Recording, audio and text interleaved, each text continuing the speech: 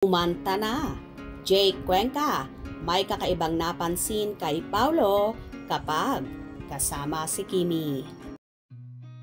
I've seen a lot of change, been through a lot of pain. Some things are not the same as they were a year ago, but all will be okay. I move on each and every day. The past. May ibinuking ang aktor na si Jake Cuenca tungkol kina Kim Chiu at Paolo Abilino. Nakasama ni Jake ang Kim Pao sa Philippine adaptation ng South Korean series na What's Wrong with Secretary Kim. Nang tanungin siya sa real score ng kanyang co-actors, malaking ngiti ang pinakawala ni Jake. "My friend is gonna disown me. I don't know honestly," say niya. Pero nakikita raw niya na mabuti sa isa't isa sina Paulo at Kim. "Being a friend of the two, I can only say na at least during the filming of What's Wrong with Secretary Kim, I can see that they are very good for one another." Anya. Sabi pa ni Jake, nakita niya ang impluensya ni Kim kay Paulo pero tumanggi siyang magdetalye.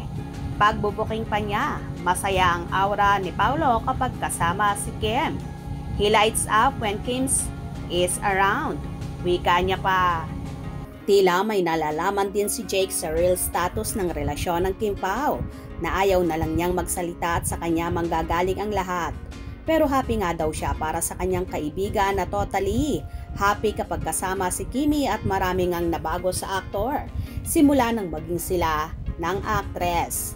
Hindi pa man tahasang umaamin sa publiko ang Kim Pao, pero alam naman ng lahat na may something special nang nagaganap sa kanila at naniniwala sila ang magjowa na nga sina Kim at Paulo na confirmation na lang ang hinihintay ng lahat. Panatag naman ang tagahanga ang Kim Pao fandom at alam naman nila na hindi magtatagal at lalanta din ang Chiu Pao sa kanilang natatanging relasyon.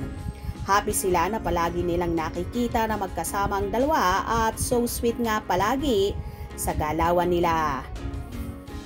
Well, pinagtatalunan nga ng kanila mga tagahanga kung saan nga daw ba nagundas ang bago magsing-irog. Sa Cebu daw ba or Tagaytay sa rest house mismo ni Kimi? May nagsasabi rin na sa Baguio daw dinala ni Paulo ang dalaga. Kayo ba, ano sa palagay nyo? San nga ba nagundas ang Kim Pao? Kayo na ang bahalang mag-isip at humusga.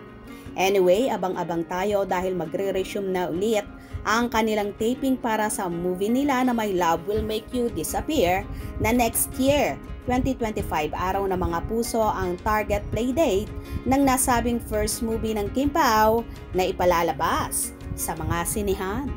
Hope you enjoyed. Please subscribe for more info.